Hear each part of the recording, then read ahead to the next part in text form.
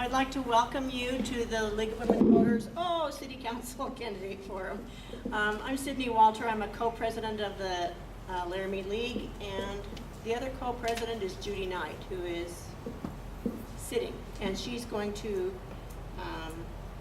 be the moderator tonight. I'm just doing the welcome. We don't have our script that Nancy Lockwood, our voter service chair, has done so beautifully, and so we're trying to think of the things that she normally would tell you. So these things are going to be a little disjointed, but I will first tell you that this forum is co-sponsored with the League of Women Voters of Laramie and the Albany County Public Library. It is available on the League's website after a couple of days and on the library's website also. So if you have friends who weren't able to come tonight because they were home watching public television to catch the gubernatorial and Secretary of State debates, or if they were at the Chamber Orchestra concert, or if they were at parent-teacher conferences or whatever, they have an option to get online and see what happened tonight. In the back, on a table, there are sample ballots, there are precinct maps. On another table is campaign literature that has been brought by individual candidates. At a table on my far left is League of Women Voters information. We have copies of a League publication called Look at Wyoming Government. It's about 8 years old, so some of the information is out of date. We used to sell it. Now we are offering it free of charge to anyone who feels they can use the information in it. This is a good, if you live in Wyoming, this is kind of a good guide to have handy. We have delivered some to the Wind River Indian Reservation because we have a chapter on tribal government, which is something that isn't normally included in books about Wyoming government. The voter guide, which is published in the Boomerang prior to each election, will be included in the Sunday paper on Sunday, October 26th.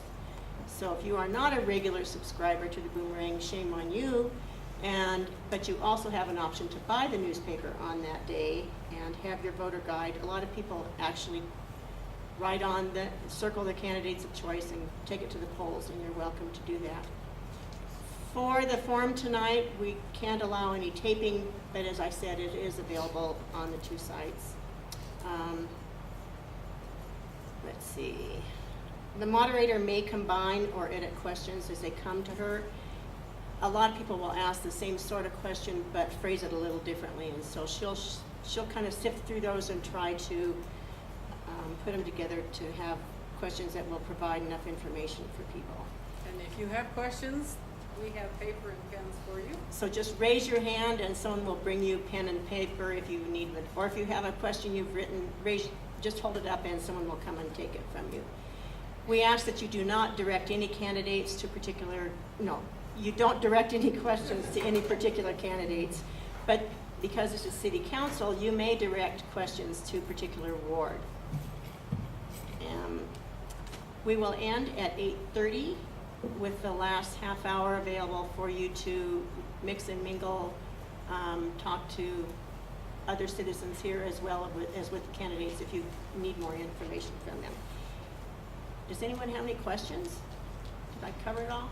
Okay. Oh, I wanted to tell you that voter registration has ceased, and if you aren't already registered, or if you know someone who isn't registered, however, you may go to the courthouse and register if you're voting that day.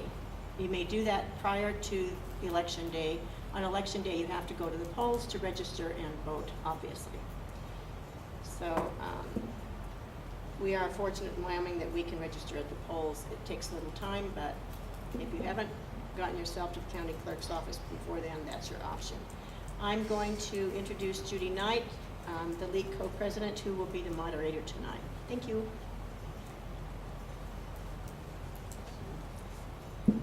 More questions. Thank you, Sid.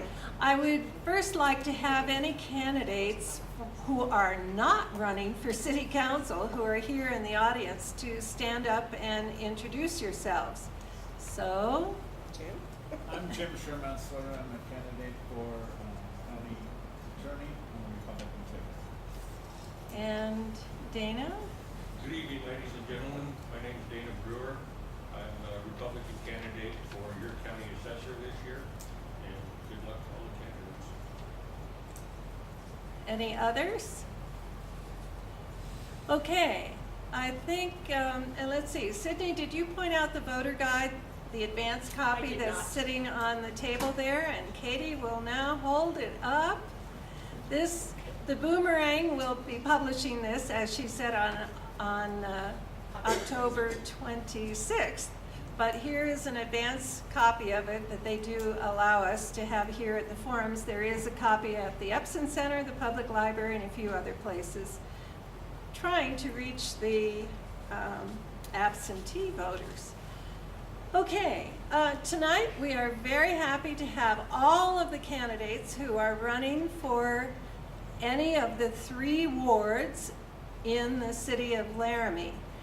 As you probably know, they are all vying for a 4-year term on the city council. All of the ward elections are contested, so you have a choice. In Ward 1, there is 1 vacancy. In Ward 2, there is 1 vacancy. And in Ward 3, there are 2 vacancies. Therefore, you will notice up here we have 4 candidates who are running for the 2 seats on Ward 3. You need to know what ward you live in.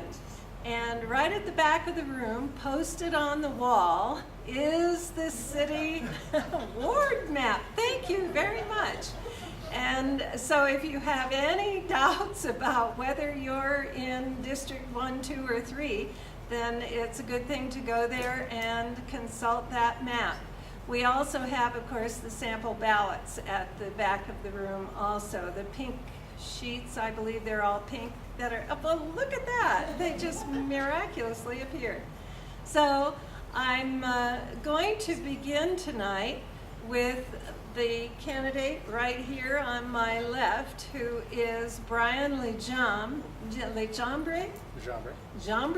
okay, who is a candidate for Ward 1 seat, and then we'll just go straight down the line. That'll be easy for this first question. But however, the question is a little difficult, I think, so you'll want to think about it a bit. The question submitted by the audience is, and this is for all of you, what is the mission of the Laramie City Council? Brian. Do I need a microphone? Yes, pass the mic and turn it on. No, that's all right. I'm not. And hold it close to your mouth. Except I'm gonna look at the back. Well, I'd like to thank all you guys for coming out tonight. It's good to see so many people in the crowd. This is a very general question, but I think it warrants a pretty straightforward answer. City Council obviously has its place as far as overseeing services for our community, whether it be garbage disposal, water, streets, the necessary things to keep our community going and make sure when we're driving down any of our streets, we're not losing tires due to potholes and there's not pipes bursting everywhere. One thing that concerns me with the city council is I see a lot of parenting that is unnecessary. For instance, recently there is the adding e-cigarettes to the smoking ban in the city. I kind of see this as overstepping their bounds. We don't need another parent dictating our daily lives, and the council should stick to the services of our community and make sure everything's operating in a functional manner. Okay, our next candidate for Ward 1 is Andy Somerville. Thank you. And I would like to just first say thank you to the League of Women Voters for putting Is this your on. mic on? Is it- Oh, how about that? Okay. I'd like to say thank you to the League of Women Voters for putting this on. I think it's a very important forum for the citizens and the candidates to engage each other. This mission of the City Council is to provide a couple of things: life, safety, and protective services for the citizens of Laramie. Provide a good quality of life is the second.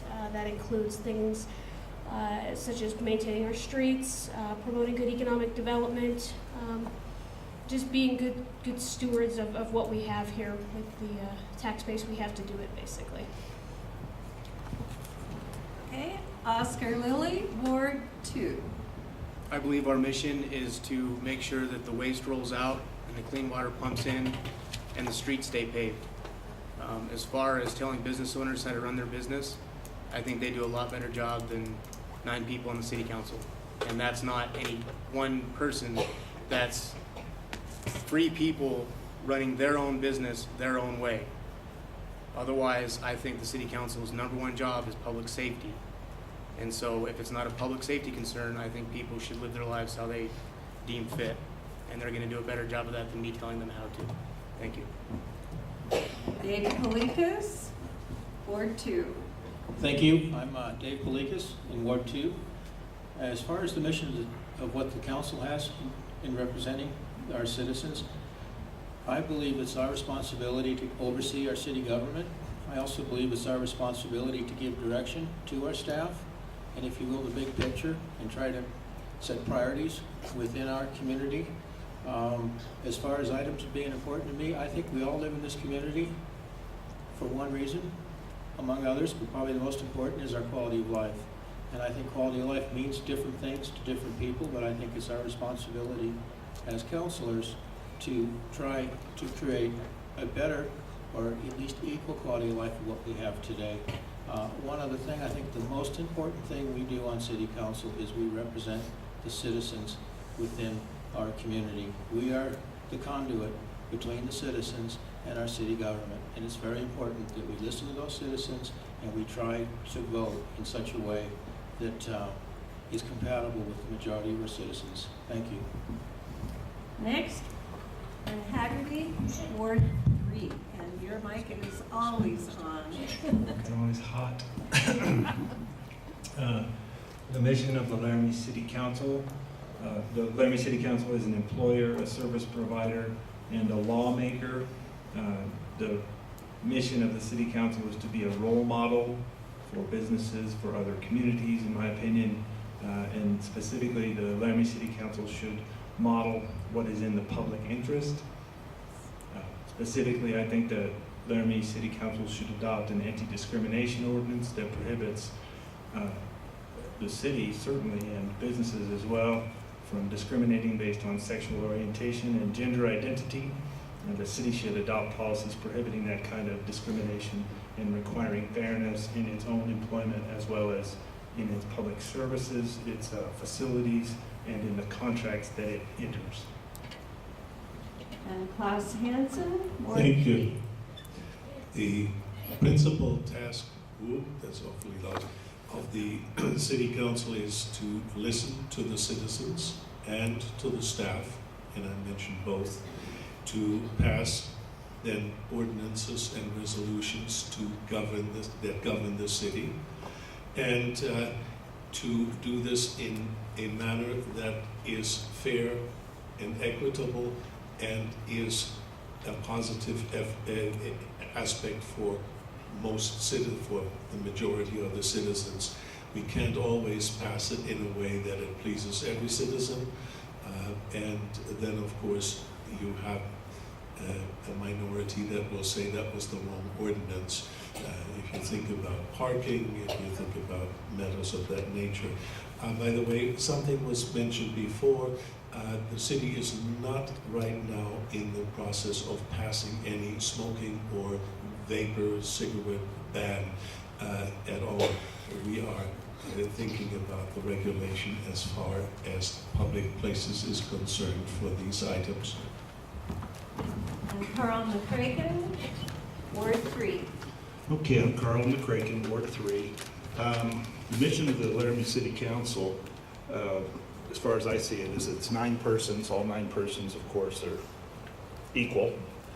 And they interact, they talk to the community. Quite frankly, you talk outside your ward. The town's too small not to talk outside your ward. It's physically impossible. So you're going to talk to people outside your ward. You're going to be getting direction. And in the conversations, you will get ideas out. As far as what the gets accomplished, a lot of it's done through the budgeting process. And as far as services, I personally think that, yes, the cities should assist with growth, but the city should not do anything that a private business couldn't do cheaper or better. That's why in some towns you even have the garbage under business, but we're so small we'd never be able to get that. And what one person said is absolutely true. Every time you vote, I always say 5% of the people are mad at you, so after 20 votes, you almost have 100% of the people upset. So please have patience. And last, Brian Schuster, Ward 3. Thank you to the library and the League of Women Voters for putting this on. My name is Brian Schuster, Ward 3. I believe the City Council's job is to serve the people. This right now, what we're doing is an application to try to get your approval to get hired on. We need to do what's good for the majority of Laramie. Like you said, not everyone is going to be pleased with everything you do. I want to hopefully work for the greater good of the Laramie, and it is for all of Laramie, not just a ward. So our city council should be maintaining our water, our sewer, our streets. We should have fire protection, police protection. We should try to help attract businesses to help our tax base, and I'm going to say good, clean businesses. We work for the people, and that's the way it should be. Thank you. Okay, now you've been introduced, or all the candidates have been introduced to you. I'm going to begin with Ward 2 candidates for this next question, which is, I'm getting a little feedback. Maybe can you hear me if I stand back for it? Turn it off. It was from here. Oh, It was them. placed All right. under here. I tried to hide it so it wouldn't make So there was noise. too much Okay. feedback. All right, Ward 2. So that we'll They got begin their- with Oscar. And this is, Laramie has an ordinance outlawing mobile homes built before 1976. It has chosen not to enforce this ordinance. How do you address this issue? The people that live in a mobile home built before 1977 will take their own risk in living in a mobile home built before 1977. 5 years ago, I lived in a mobile home that I bought, paid cash for, that would have fallen under this ordinance. It is a very nice mobile home. It's very nice inside, but it's an older mobile home. I bought that because I didn't want to be in debt. I paid money for it. It's mine, and then I sold it. I do not think anything of the sort should be enforced. Next. Thank you. I think there's a little bit of a misconception on this issue. The way I understand it, there's not an ordinance banning mobile homes within parks pre-1976. What there is on the books is an ordinance to prevent those homes from being moved to either to another mobile home park or within our community. And the reason for that is very simple. The majority of communities in this area of our country, particularly Colorado, have an absolute ban on mobile homes, okay, at pre-1976. If we were to allow these homes to be moved into our existing mobile home parks, the very nature of the cost of these abandoned, if you will, mobile homes from other communities will inundate our community. So that's one of the reasons why it's a problem. The other problem with it is prior to 1976, there were no code inspections and there was no standard, if you will, for the mobile homes that were built at that time. In other words, quite a few of them, unless they've been updated, can be very unsafe to live in. And that's why a lot of other communities have said, no, we no longer want them in our community and we need to do something. There is no ordinance to have people move out of their mobile homes or to try to force them out of their homes. Thank you. Ward 3. What the mayor said seems perfectly reasonable, but my question is this: why no code enforcement? Why no rules for houses? But I live in a house that's not a trailer house right now, and nobody's telling me there's something wrong with it. It just seems unfair. Why not electrical inspections for all homes before 1976. I, like Oliver, grew up in a trailer park. I didn't live any place but a trailer house till I was 18, and then I moved into a dormitory. And I don't think, unless the city has a reason to believe that a particular trailer home is unsafe, say it gets a new fireplace, for example, and the fire department should come in and inspect it to make sure that the chimney's working right. Unless the city has some reason to know that it's unsafe, my inclination is to say it's unfair to pick on people in trailer houses.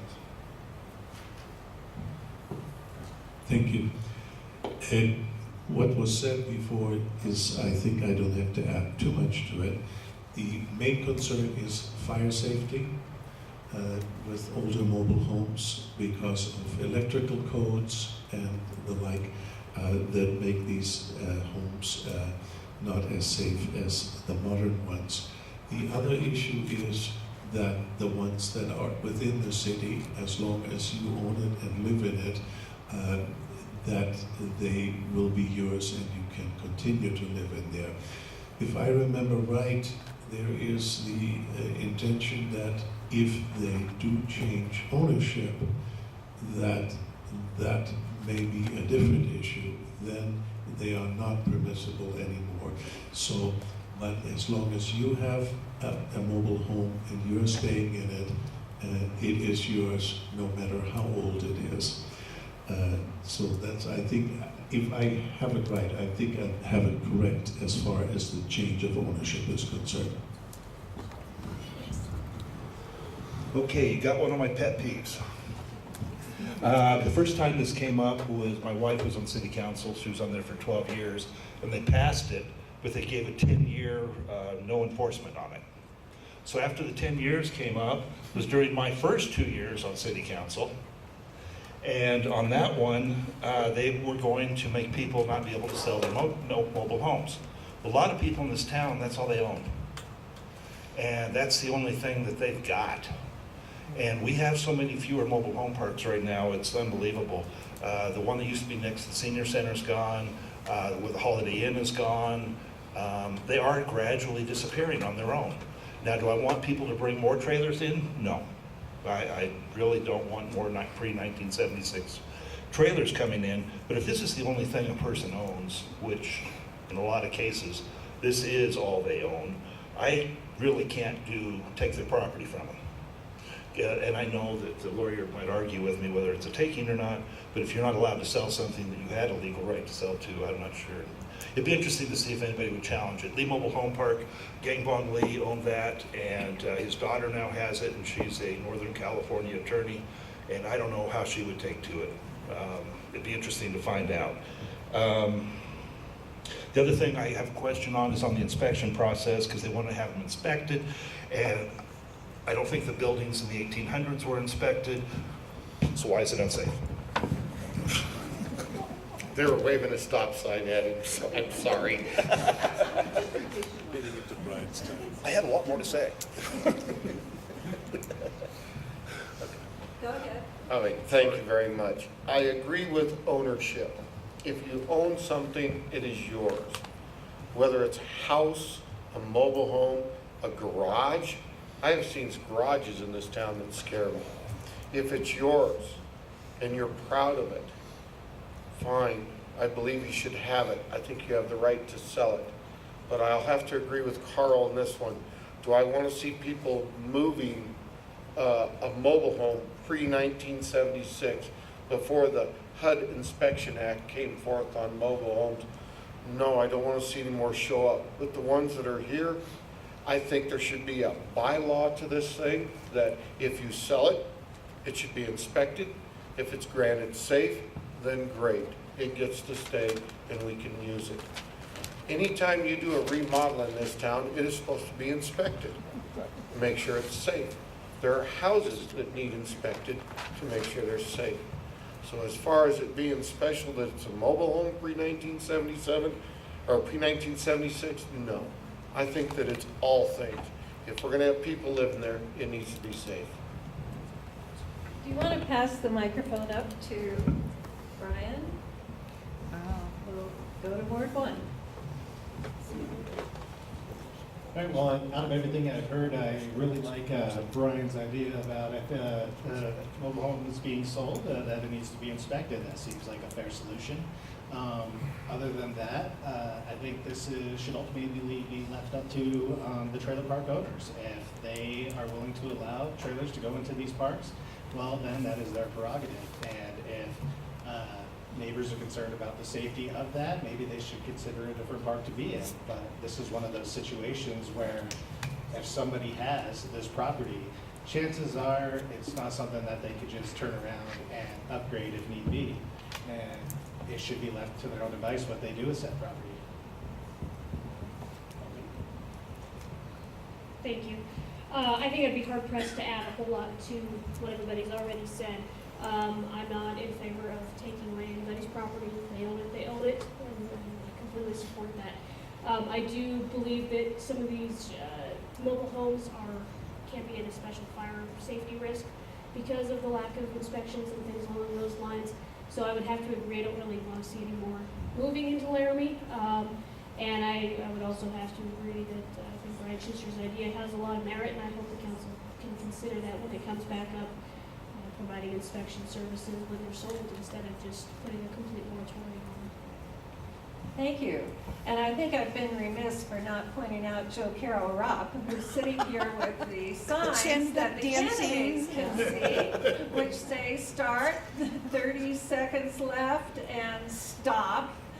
And we are giving all the candidates a minute and a half to respond, 90 seconds in other words, and that allows us to get through quite a few issues.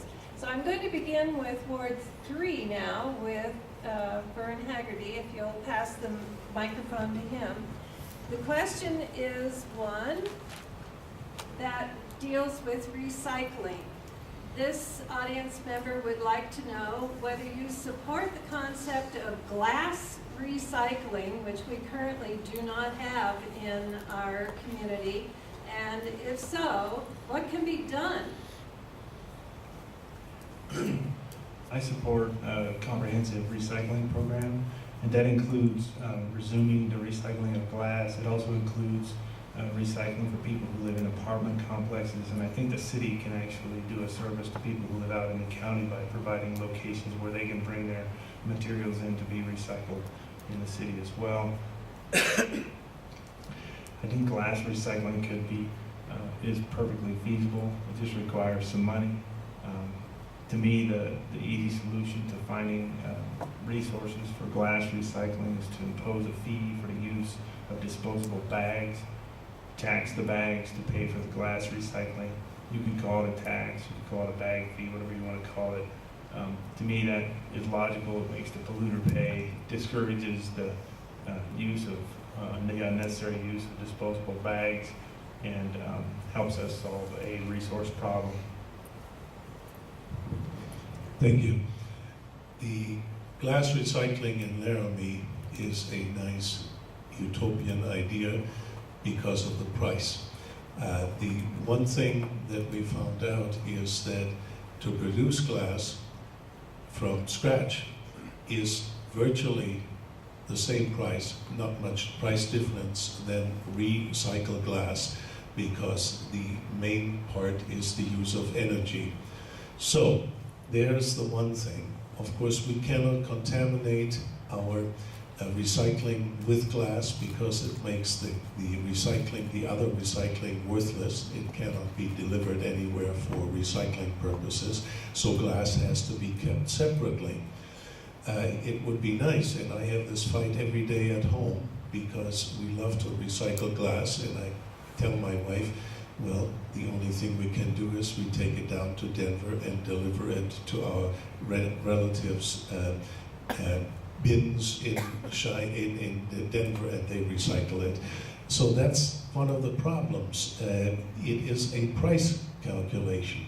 There's also nobody in the neighborhood close by who is accepting glass. Coors was one that did, but they don't anymore.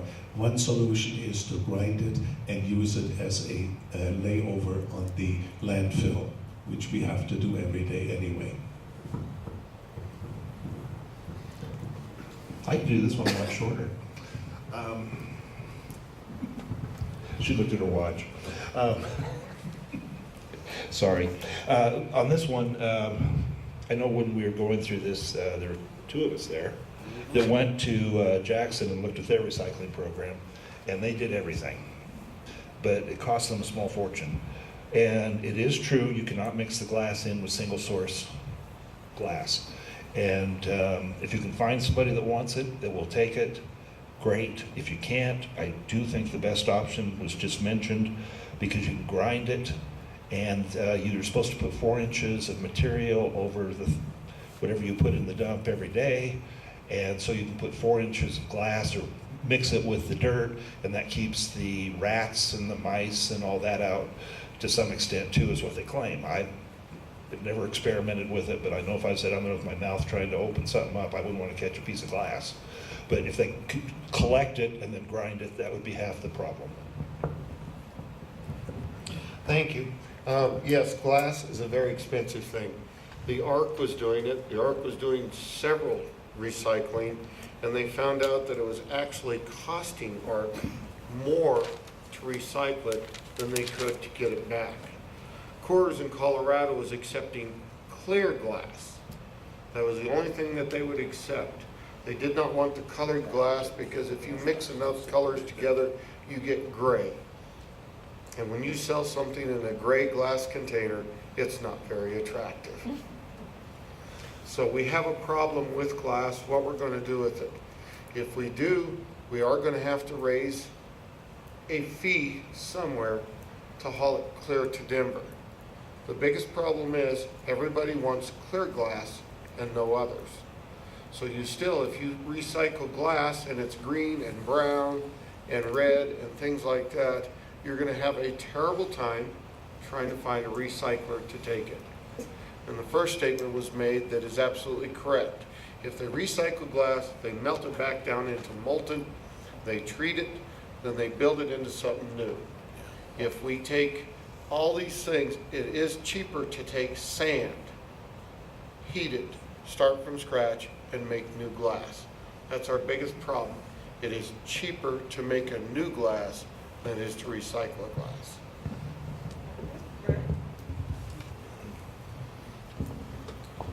So the glass recycling topic is definitely one of those feel-good ideas that goes on in our community. As Dave mentioned, that the cost is definitely an issue, that it's cheaper to make new glass from sand than recycled glass. There also is the energy used, and it's actually better for the environment to make glass from scratch than to recycle it.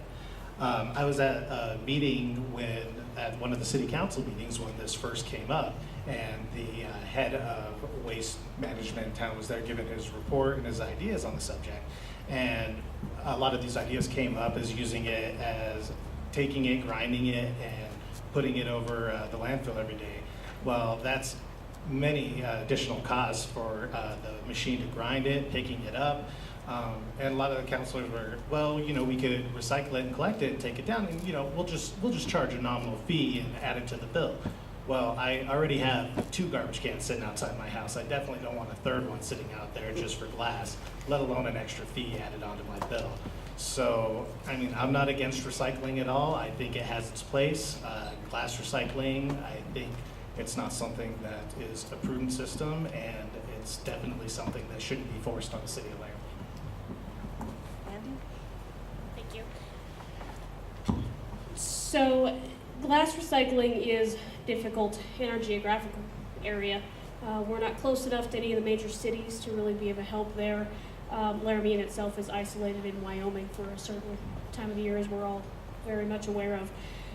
That really makes it fiscally challenging, and I am not in favor of spending a lot of money, the city's budget, to do glass recycling. I think we have bigger projects and bigger things on the horizon.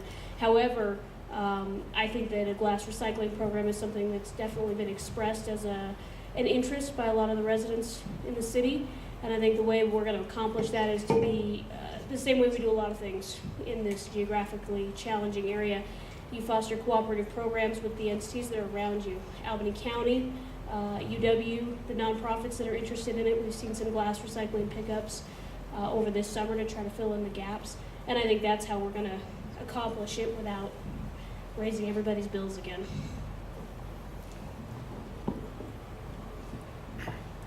I obviously support recycling, and I think this is one of those issues that should be nonpartisan.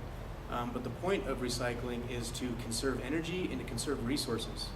So if you use up less energy to create glass from scratch, which I'm only going on other people's, what other people have said, I haven't done my own research, but if that's true, I don't think we're running short on sand.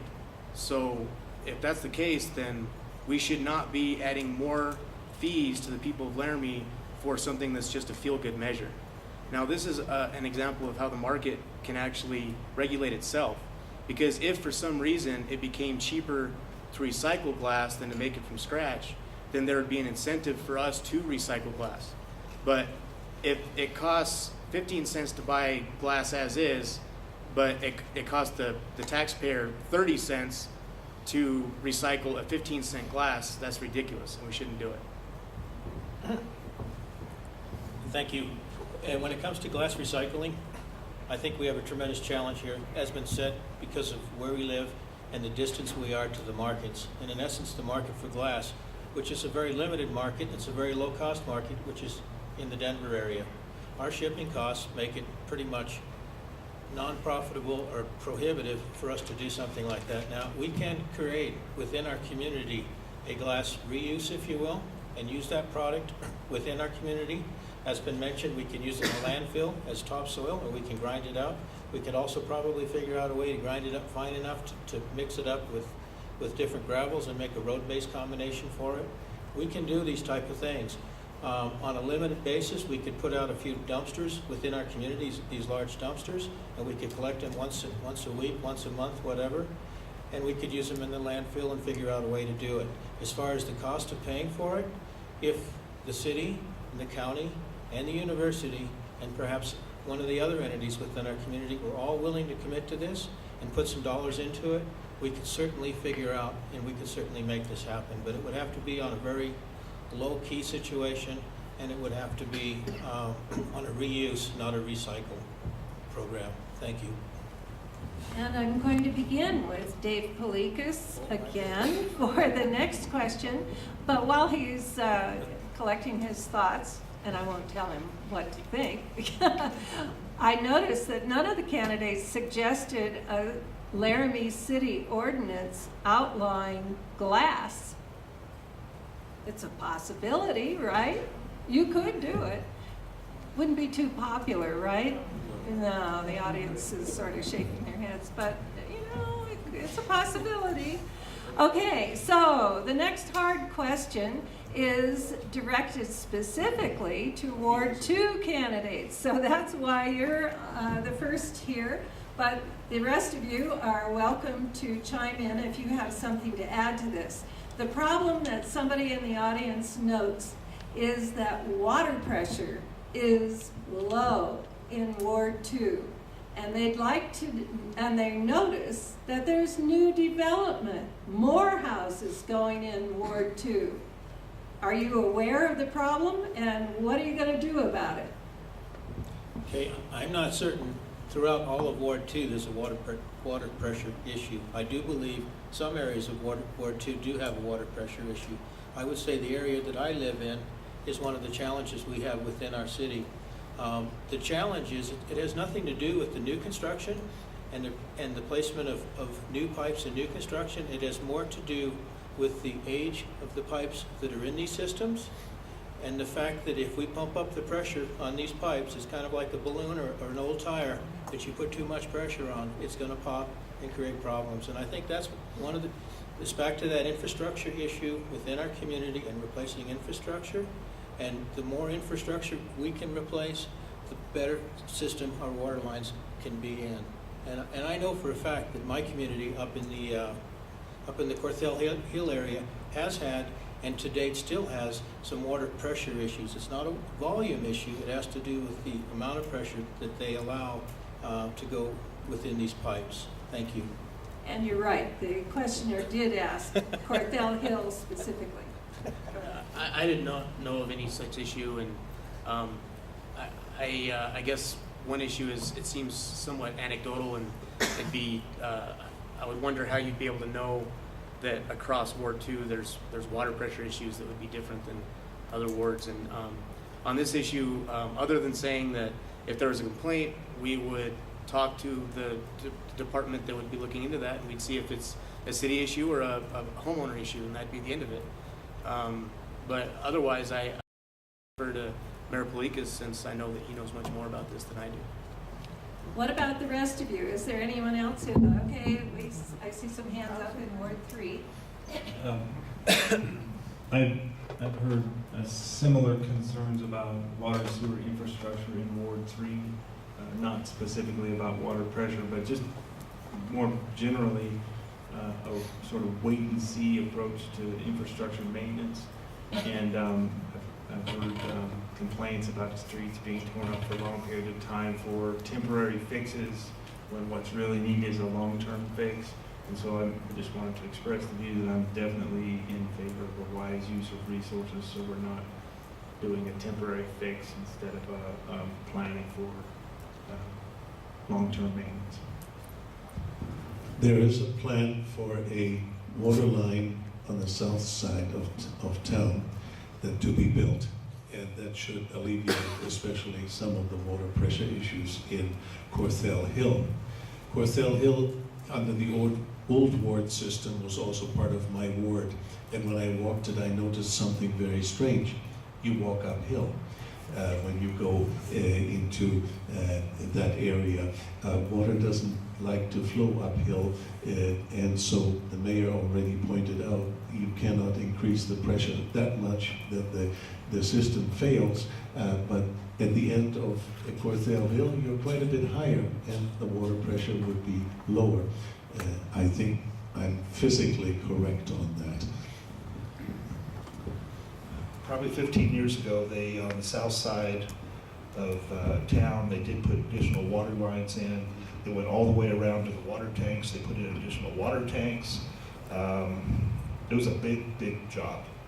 And Corthell Hill, the pipes started breaking. So at that point in time, they actually put regulators on it to lower the pressure, but to allow the stuff to go through. And they admit that they did that. It came out when I was on council. They did it back when my wife was on council, because that's when they put in the water lines. But that's why they don't have the water pressure up there, is because the pipes that have been there for 50, well, I don't know how old, it's got to be 50 years old, maybe 60. They won't hold the pressure. Anybody else? Ryan. And again, just like Carl said, I was on council. This was part of our Red Oak study. We put in a brand new water tank at the end of Grand Avenue on the east end. We painted it a very neutral color, so a lot of people didn't even notice it. But we have, I believe, 5 different zones in Laramie, depending on the height of your house, on how tall it is on a hill. And each zone is regulated separately. And again, we did circle Corthell Hill with a brand new water line system, and it hasn't been 15, it's been less than that. Okay. But exactly what was said is lines started breaking, and most of them were under people's yards and in their houses. And they were very upset at us because we had increased the water pressure. So the flow is extremely good in Corthell Hill, but the pressure is a lower zone because of the type of water lines that are in some of the houses. Thank you. Ward 1? Brian? Ward 1 defers on that question. So we will begin with Ward 1 and Andy for the next question, which is possibly related, and that is, what will the city of Laramie do if the 1% tax, sales tax, does not pass? That is definitely the question for this election. I know it's come up in the past every time we renew this, but I think it's more pressing this year. I seem to be noticing a lot more interest in it. Albany County is, quite frankly, we are very fiscally challenged. We have the lowest tax per capita as far as income to the city in the state of Wyoming. The fifth penny is absolutely critical to the general revenue budget. There's if it does not pass, there's going to be cuts in services somewhere in the city. We will have to reduce staff, whether that is police or fire or administrative staff. We'll have to pull back on maintenance services, things along those lines. That fifth penny doesn't only provide funding for our community partners, but it provides critical funding for all of the other aspects of the city. And frankly, I do not see us anytime in the future getting additional hardship funds from the state of Wyoming. I think we've been given the message that we need to figure out how to do it ourselves. We're last on the list, and we need to do better with our tax revenue and funds coming into the city. So I think if it were not to pass, that would be an unfortunate message to the state of Wyoming legislature that maybe we're not caring as much as we should. I certainly hope that doesn't happen. Let's go with Brian. Well, an argument for me that it is a relevant part of the budget for the city. From some of the literature I've read, that it's approximately 7% that goes into the general budget. I'm sure everybody in this room at one point in time has had somebody in their household lose a job, or they themselves have lost a job. I mean, it's a fact of life, and this would just be something where the city would have to decide what is most important and maybe eliminate some of the spending on the things that aren't a priority for our city and focus on infrastructure and services such as fire and police and making sure our roads are taken care of. It's just a fact of life that if this is the case and we all of a sudden lose a little bit of money, the city's not going to fall apart. We're not going to cease to exist. We're just going to have to find ways to trim things up a little bit and cut back on maybe expansions in some of the budget. Let's go back to the other Brian for a response to this. So pass the microphone this way, Okay. and we'll come back up here. Okay, swapped up the order. I didn't expect this quick, but we can handle this. The fifth cent, and that's what this is. We have state taxes that go directly to the state. We have taxes, our fifth cent goes to the state. They take out a percentage for collecting it, a very small amount, and then send us back the rest. If this would not pass, we would have to start prioritizing city services. Because a 7% reduction, would be a big hit. It means there would probably be a couple less police officers, maybe a couple less firefighters. Maybe we would have to do a new disposal pickup schedule where we might not have as many trucks or as many people. It would affect us a great amount. I would hate to see anything happen to Parks and Rec. We always talk about your kids played Little League, your kids played softball here. All that's under the city. There's no one area that would be cut exclusively. We would have to spread it out to the entire city. So we'd have to think about 7% less services, whether it be in the parks, the police, the fire, streets. Something will have to be removed. Okay. On this one, if you take the total sales tax collections in Albany County and divide it by the population, we are the poorest county in the state of Wyoming. We have less sales tax money than anybody, and that's because of that we depend on it more. I'm sure it would have some cut to fire and police. We'd have to rebudget. We would survive, as they say, but I think we'd probably even be getting into repairs on or replacements on infrastructure. We'd probably see repairs start to go up because I don't think we'd be able to maintain the infrastructure as it is today without the 5th cent. It would not be a pretty thing to do, but we would survive, but nobody would be very happy with it. There's something else to consider.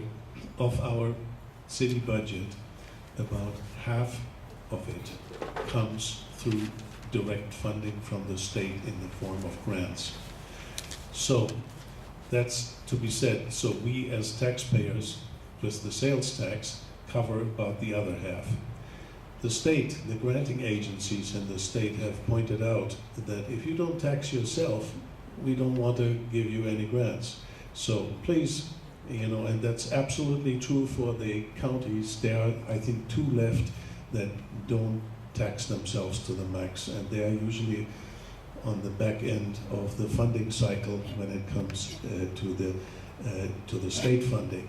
The other thing is the 5th cent returns about 99% to us from the state. The first 4 cents return about, I think, 32, 33 cents on the dollar. So you figure that out. The first 4 cents make up about 110%. The rest, and the other one is almost 100%. So the 5th cent gives us almost as much money as the first 4 cents. I don't think that the 5th penny sales tax will be defeated. I think it's been, if you haven't seen one of these flyers, you should pick one up if you get a chance. It's got very informative and very well done. A penny spent is a quality community earned. The tax has been funded every election since 1986, which is a credit to our community, really, because the things that are supported by this tax are victims of domestic violence, big brothers, big sisters, the airport. There's a long list of things that would either not be available or be very, very much cut back, including this building right here, the Albany County Public Library, if the tax failed. So I don't think it will fail. Please encourage your friends to vote for it. Oh, there it is. Very well said. Yes. Very well said. The interesting thing about this sales tax is other counties have this sales tax. Most of them pass it, some don't. The difference being those counties have mineral extraction tax dollars that they pull in. So they can use this tax for things other than their necessities within their community. We use this tax within our community for the necessities within our community. The tax is anywhere from 15 to 18% per year. It's about 14 to 14.5 million, 4 million to 4.5 million per year is what it brings in. And it's a very large part of our general fund budget.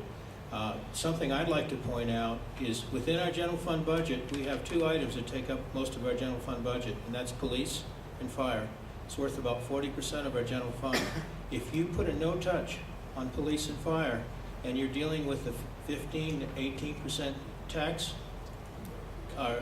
loss, in essence what you're doing is you're having to cut other services somewhere in the vicinity of 28 to 30% or even more. So it would be very challenging for our community. There would be very tough decisions that have to be made.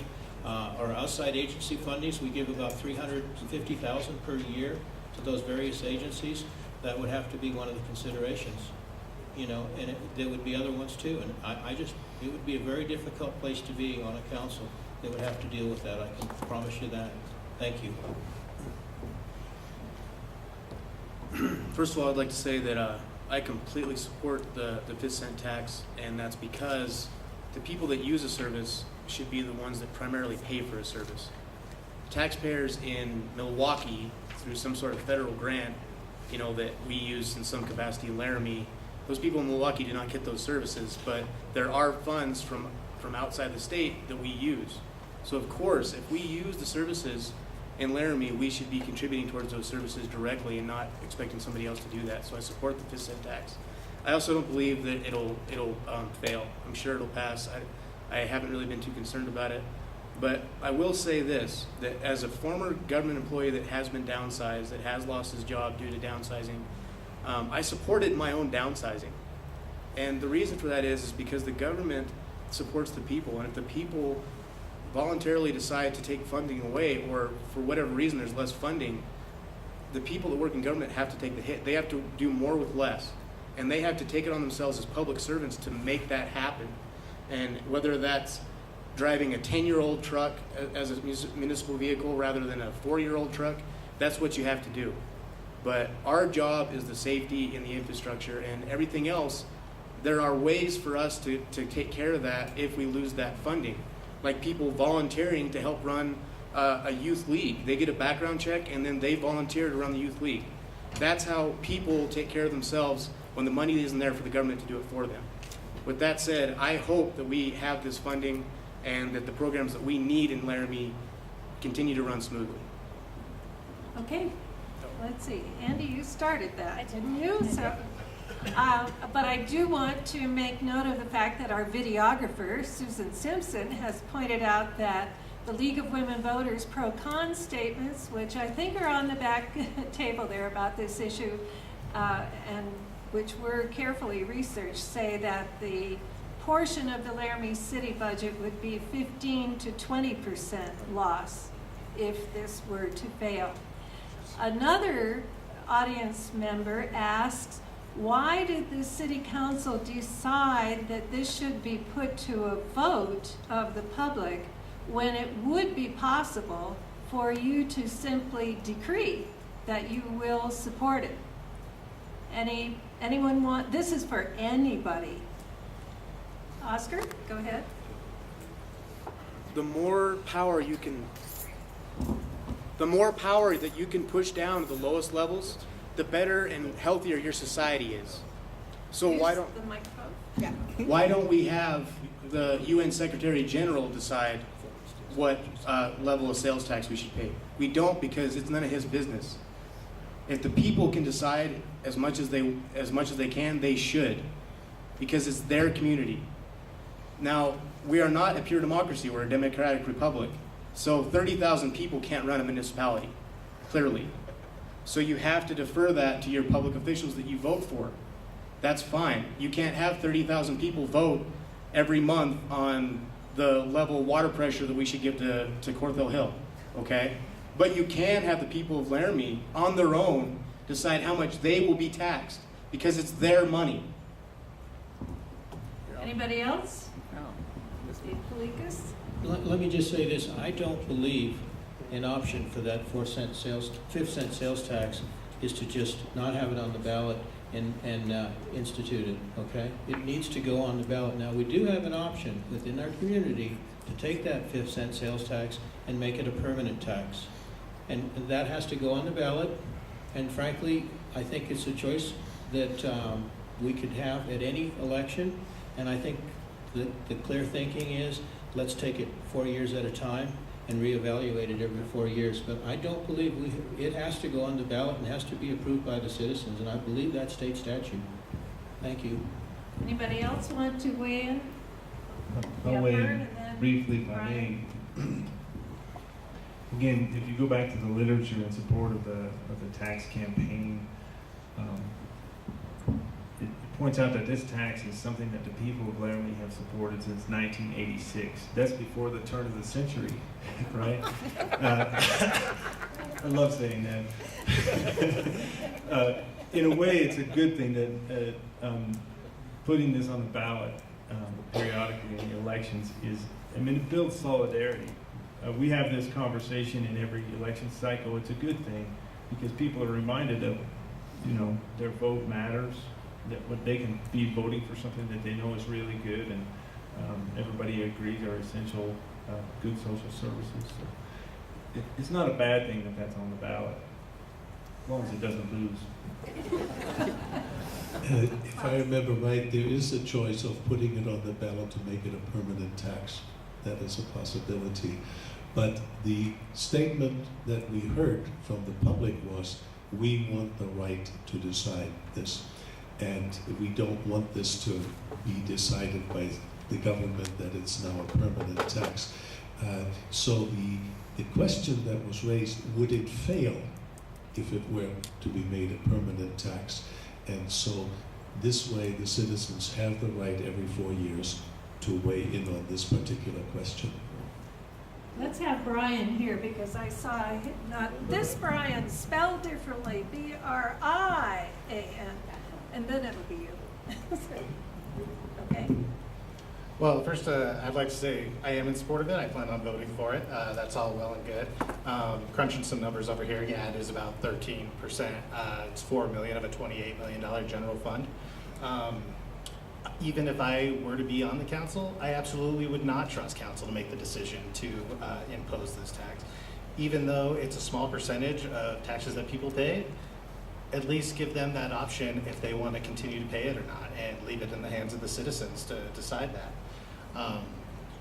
One issue that I do take with the percent tax is they have this whole list of stuff that it goes to and it supports. Well, ultimately, it's put into the general fund. So everything that's on that list, essentially there would be that 13% that each of those things would be deducted. It wouldn't be everything on that list would just all of a sudden be gone and they would stop receiving money.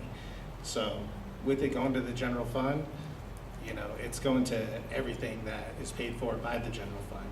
And I do support it, and I think it should continue to be for the citizens to decide whether they want to continue to pay it or not. Anybody else? Brian? I would just like to say I support it and that I hope it passes. And the biggest thing about it, I'm glad that people get to decide on it. Because I think being in charge of your own destiny is a good thing. Okay. Let's see. All right.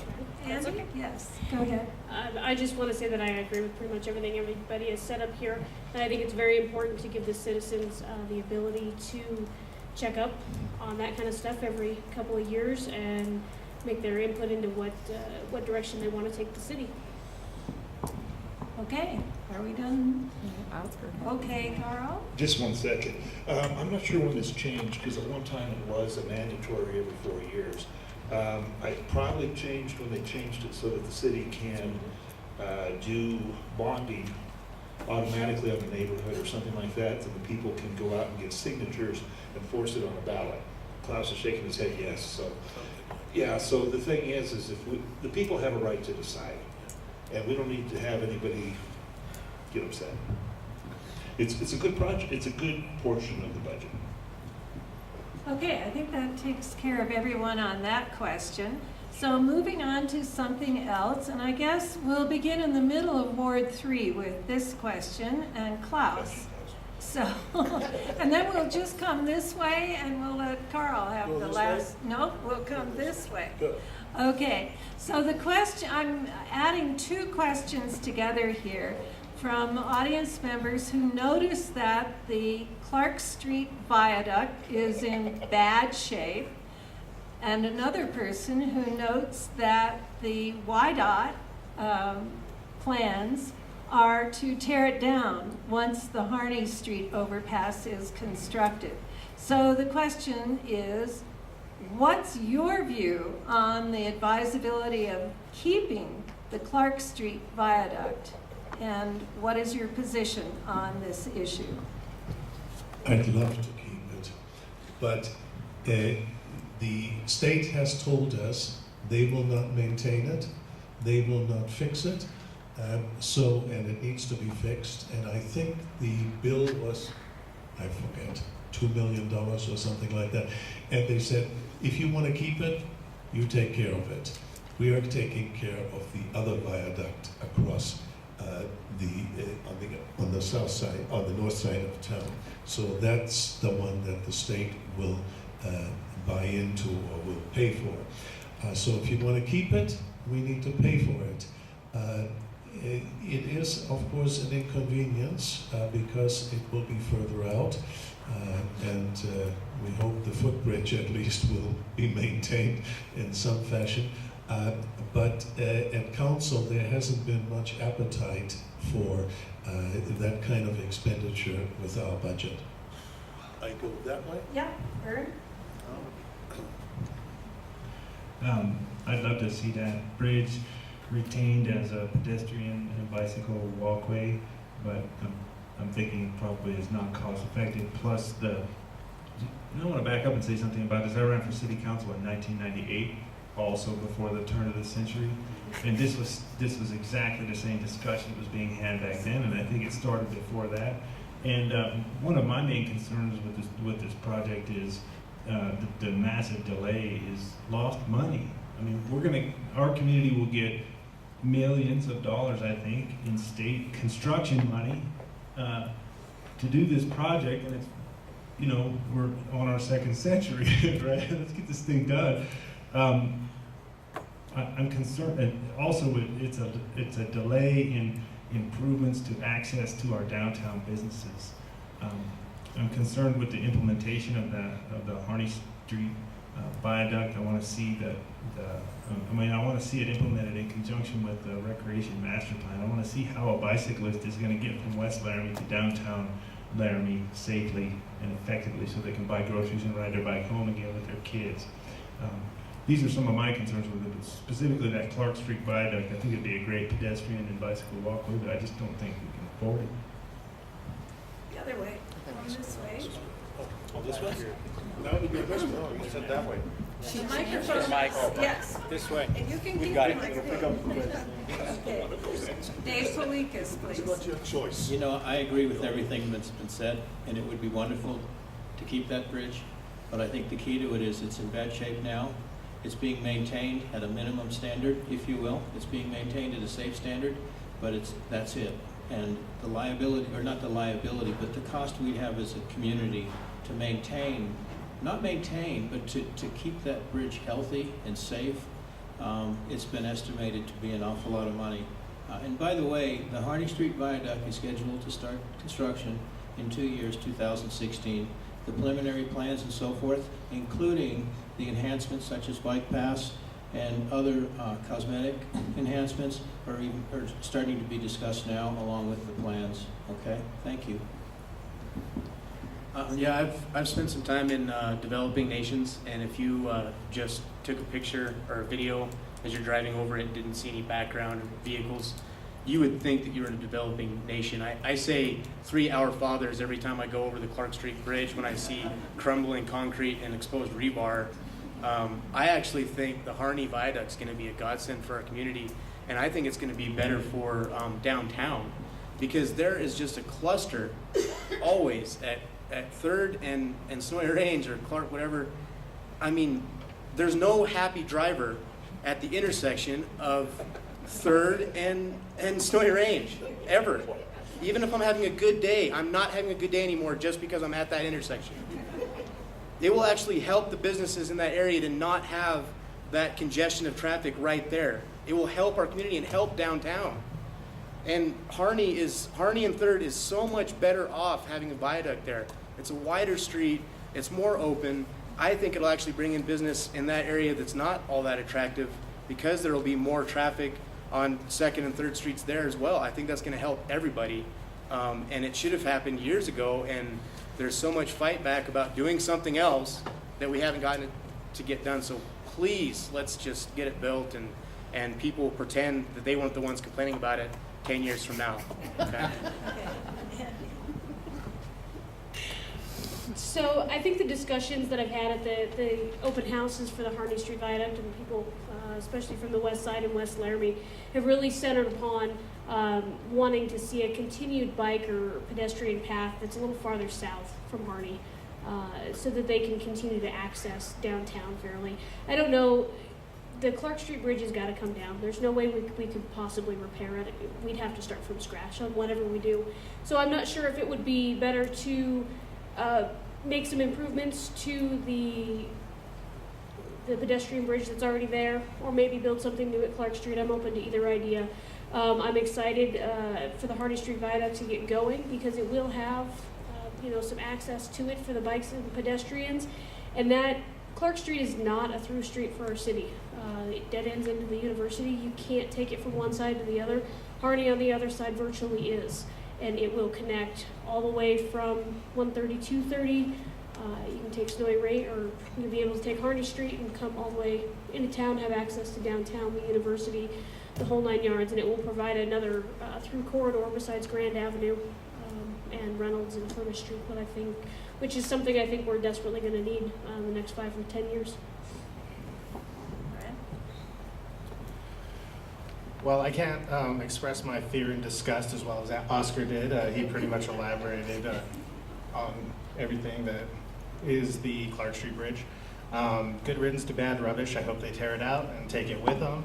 Maybe in the future, when the city's flush with cash, we could look at putting another bridge in that location for pedestrians and bikes. As of now, it definitely needs to go, and I'm real excited for the new viaduct that's being put in.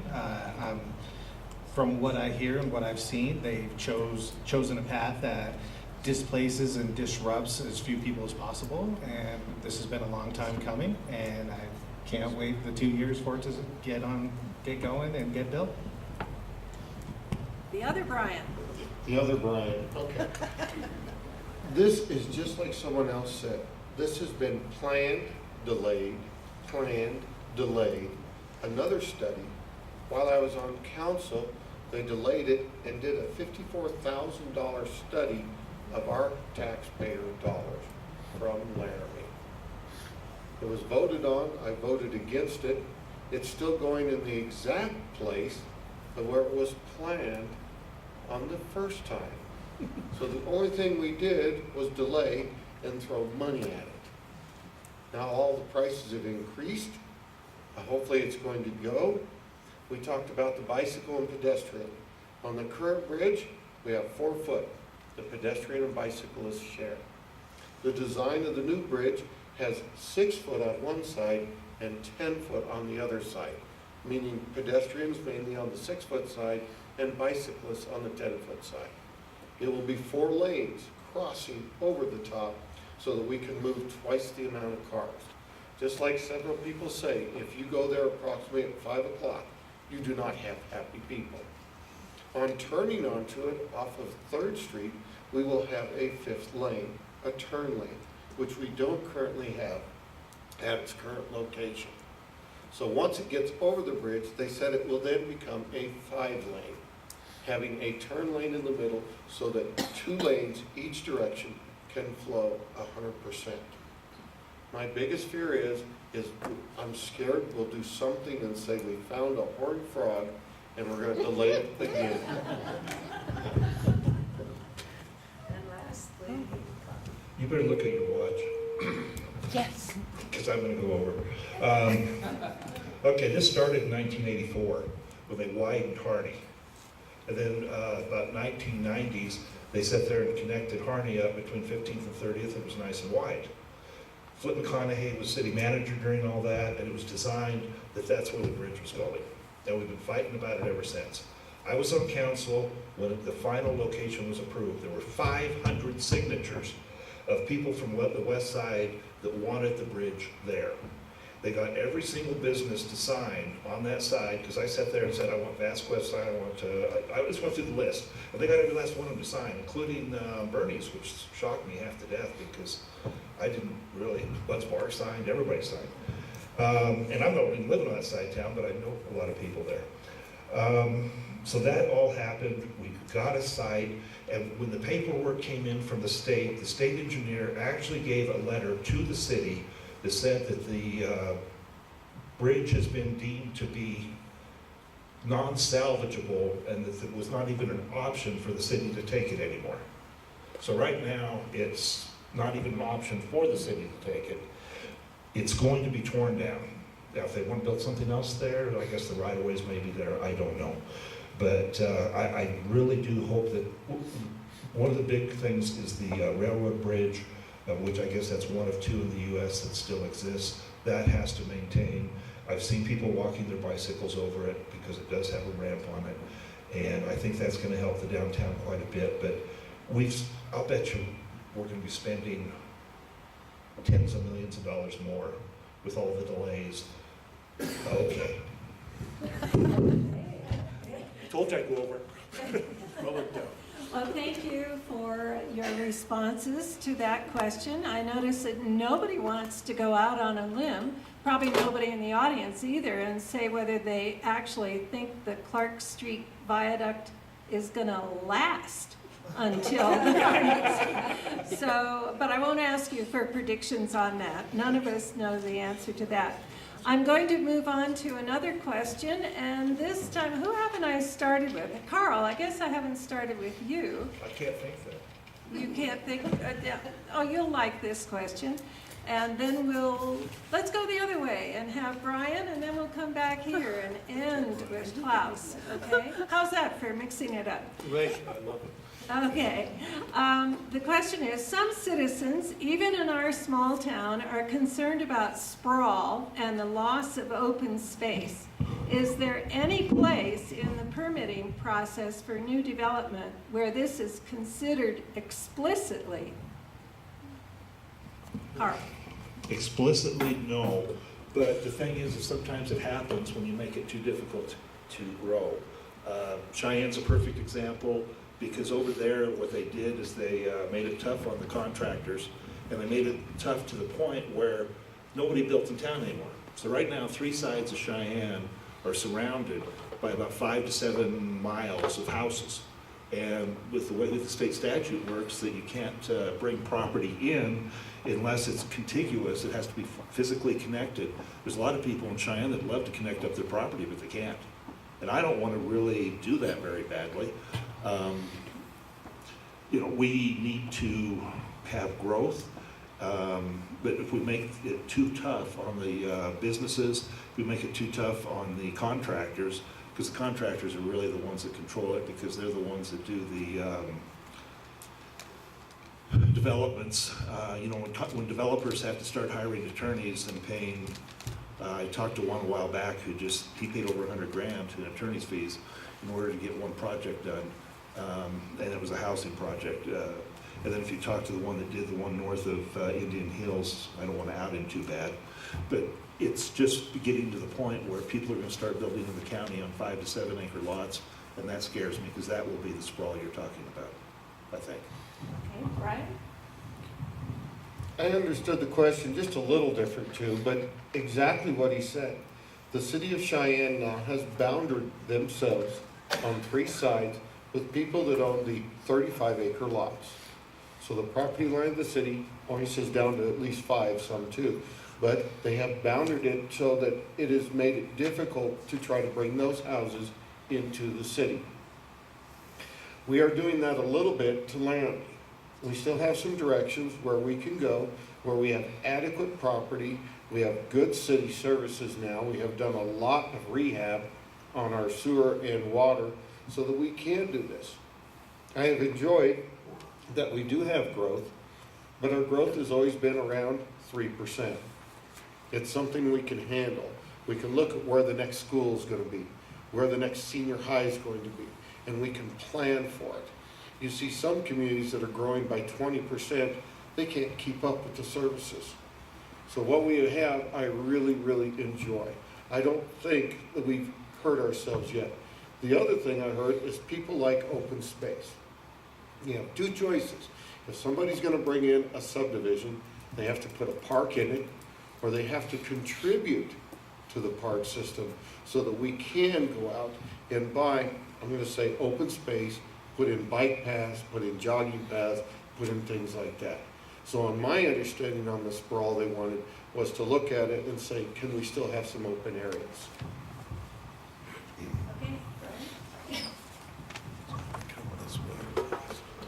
Brian? Well, I'd say in Laramie that we have the luxury of having 45 miles essentially to the west, probably at least another 10 miles to the north, about 60 miles to the south, and about 30 miles to the east. So getting to open spaces does tend to be pretty convenient living here in Laramie. As far as future sprawl in our community, Cheyenne is a prime example, as they've already mentioned. As long as we're responsible with these community new developments that are going on the outskirts of the city and making sure that there is designated areas for these parks. I refer to the Parks and Rec Master Plan. I know that they have, I'm not sure how their formula works, but when I was looking at it and when they presented it to the Planning Commission, that for every concentration of houses or certain concentrations of people in a certain area, that they say this amount of space is appropriate for this area, whether it be a pocket park, a full-size park, whether it be a big open park with fields. And as long as we responsibly assign these areas as we sprawl out from the center of Laramie, we should be fine and be able to maintain the charm of our open spaces. I think the sentiment with a lot of the citizens in Laramie, we like our open space, we like our parks, we like our green area. And I think that the way the city is dealing with it right now is when a developer comes in and puts in a subdivision, there's usually a park donation. The city negotiates pretty heavily in that way to ensure that we have those green spaces for our new developments. The other option we always have is acquired city land. Try to pick up stuff along the river that might be great for people to recreate on, other opportunities as they come along to try to increase that. I did not bring a copy of my UBC book because I would have gotten a hernia carrying it in. It's thick. But I don't think that there's anything that is absolutely explicit. I think it's all kind of a negotiation process. But I do think that right now that the city management and the Parks and Rec department that we have and the council that we have is very much geared in the direction of preserving that with our development so that we try to keep Laramie looking nice and not building on top of each other. Oscar? What was pointed out about Cheyenne, I think, is good to mention. I think how that reflects Laramie is, I think it's important that the areas within the city limits that are not developed, that are actually kind of an eyesore, we should be sure to incentivize people developing those areas within the city limits so that will prevent further sprawl elsewhere.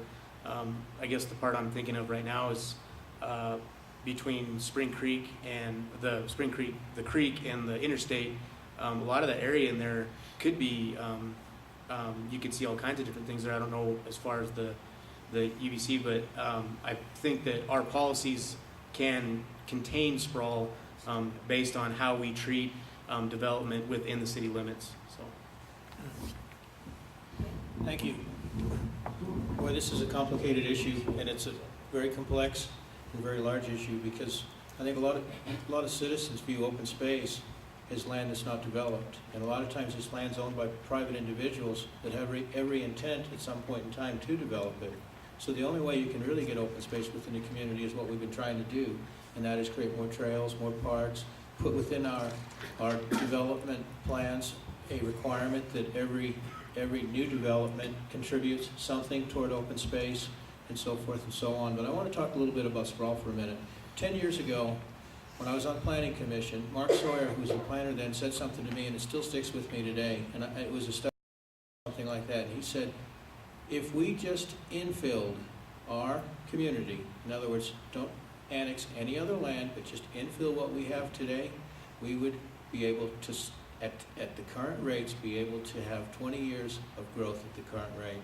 And that sticks with me because it sticks with me anytime you take utilities and you start expanding them out. What happens is it's paid for by the developer, but 20 years down the road, it requires maintenance. And the longer our utility lines, the longer our road lines, the more services we have to provide. So the more compact we can make our community, the less expensive we can run our community. Thank you. All right. Oh, don't need to do that. This is an excellent question. I think it's going to be our last question or close to it, but ties in with our first question, which is what is the mission of the city? And I think this question is about what is the identity of our city. And the identity of our city is not a college campus surrounded by rows of track houses. People come here, our identity, college students attend here, we live here because of education and outdoor recreation. Those are the things that identify us. They're also our biggest industries, actually, I think. What that means is that for me at least, I'm in favor of an aggressive and integrated implementation of this recreation master plan. Our bike paths shouldn't come to a dead end somewhere. They should be integrated. They should be connected so that people can navigate throughout our city on bicycles and on foot. And this theme we should maintain this theme as we allow annexation of neighborhoods into our city. And as we have those discussions with the developers about what that neighborhood is going to look like, just as a practical matter, to make sure that the bike path that goes around our whole city connects up on both ends of the development. Thanks. Ellen Klaus. Thank you. Of course, the city of Cheyenne has proven beyond a doubt, the more sprawl you have, the more green space you have. Because that's the way it develops. But I think it was the wrong way to do it. First thing, of course, was already mentioned by the mayor. We do have a bit of infill left within the city where we can build. And that's, I think, important. The other thing is within the UDC, of course, the Unified Development Code, the rule that was also mentioned already is for so and so much land you develop, the percentage is clearly identified as to how much open space you have to set aside, whether it is for a park or whether you pay into a fund if that's not conducive to build a park in a certain area, that you give the money that the park will be built someplace else. It will be money that goes into development of parks. The city, of course, got into a lot of hot water with the people around the city, with the bike trail design, and it should probably be mentioned that's a wishful thinking that we have this thing complete, and it will depend a lot on the people around there to buy into the continuity of these passes, of these bike paths. Am I the last one? You are, and it's not quite the last question. I have one, and Joe, this will be 30 seconds each for the candidates. And it's a question that requires a 2-hour answer, but in 30 seconds, is there anything that needs to be improved between the relationship of the University of Wyoming and the Laramie city government? Begin with Brian Schuster. Oh, wow, put me on the hot seat. We'll move this way. We joke about this. My wife works for the university and I work for WyoTech. So we covered both campuses that way. I would like to see things improve between us because we say we're the poorest county. It's because 25% of our city is owned by the university. They pay 0 property taxes. I'm not saying they need to come up with some big check or anything like that or help us out, because the paychecks that they pay their instructors, their staff, right down to the people that clean, we need to. Okay, we're cutting you off. Tell me when to start. Okay, the University of Wyoming, of course, is the greatest employer. They're the greatest thing for money that's in the city of Laramie. Population, instead of being 31,000, would probably be about 7,000. We might be another Rollins. So yes, we have to have a working relationship, and they do quite a good job. I think we have a pretty good relationship right now. I know it's been bad in the past, and I really thought my 30 seconds would be up by now. In 30 seconds, I think sometimes the university ought to feel less like the dog, and we should feel less like the tail.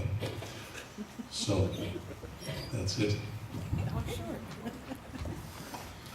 I think we should strive for what I'll call social integration between the city and the university. There's some resentment in both directions, but I think the city itself should see the university as a potential resource. For example, we're developing an anti-discrimination ordinance for our city. We should be holding seminars with the experts on campus, students on campus, public seminars. We should use the institution as an educational institution that can integrate with the city itself. Oh, I always do that. I will say this. I believe we need the university, and I believe the university needs our community. For us to both prosper, we need each other, we need to cooperate with each other, and both will benefit from it. A really quick example of that is the downtown. When these kids look at coming to the University of Wyoming, they're more interested than what's off campus versus what's on campus. A viable downtown and a healthy environment within our community recruits more students. By the same token, we have to look at that university and all the benefits it provides us as a community concerning quality of life. Thank you.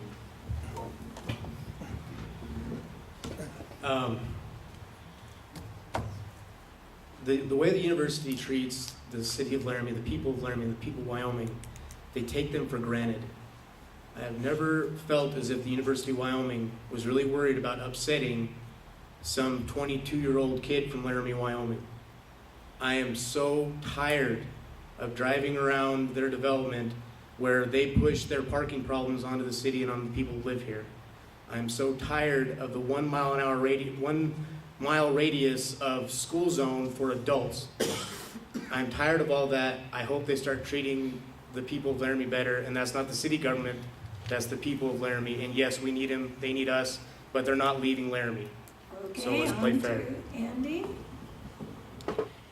I think that the university and the city's relationship has improved significantly. I came here in 1999, and it was definitely different than what it is today. I would like to see continue to have more opportunities for community involvement, community input, whether that is regarding the historic preservation of the buildings on campus that are so iconic to Laramie in itself, construction, operations, long-term planning. I think we're working towards a great relationship where we can be more open. And the last word from this, Brian. Well, the city and UW obviously has a symbiotic relationship. Obviously, we're going to have to come together and work together on certain tasks. I would like to see the city act like the city of Laramie and not like this is UW with Laramie wrapped around it, and have a say. Case in point, releasing Lewis Street between 9th and 15th.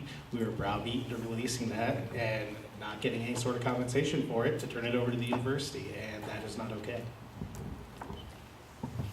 Well, what is okay is that we have 8 wonderful people who have agreed to put their names on the ballot. You are the ones who are going to be making a decision. That is, those of you who live within the city of Laramie. And I thank you all for coming tonight. Be sure to peruse the materials that are over there by Sid Walter. And I think at the back of the room, somewhere back there, is a candidates table. The sample ballots are also the pink sheets on the back table there. And did we mention that the judges, there are 4 judges whose names are going to be on the ballot. In Wyoming, we vote to retain judges, not to actually elect them. And Sid's holding up the survey done by the Wyoming Bar Association on the 4 judges who will be on the ballot. So you'll all have a chance to vote. We have 1 copy right there, but there is a website. It's wyomingbar.org, I believe. Okay. Let's get a link to the league website. Oh, the league website will have it also, and that's wyominglwv.org. And hopefully the league website will also very shortly have pro-con statements about the ballot issue that will be an amendment to the state constitution to allow 2 out-of-state representatives on the UW Board of Trustees. It's not there yet, but it's under preparation right now. Okay, I think that, oh yes. Are the judges all from within Laramie? They are not, are they? We all vote for them. They're all Albany County judges. They're all Albany County judges. No, they're not. 2 of them are to be retained are Supreme Court judges, and 2 are Judge Castor and Judge Eakin, who is primarily in Carbon County. Thank you for clarifying Okay. that. Yes. Judy, I'd just like to mention, we missed several other forums, and when I called the library, they are not on the library website anymore because they're too long. They're only on the League of Women Voters website. Thank you for that clarification. Did you all hear that? These videos are on the League of Women Voters website, wyominglwv.org, along with the voter guide. Okay, thank you. How about a round of applause?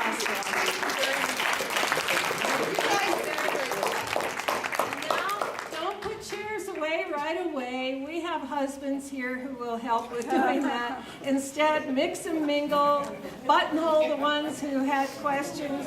I forgot, I did not respond to every question, but thank you for giving them. Hey!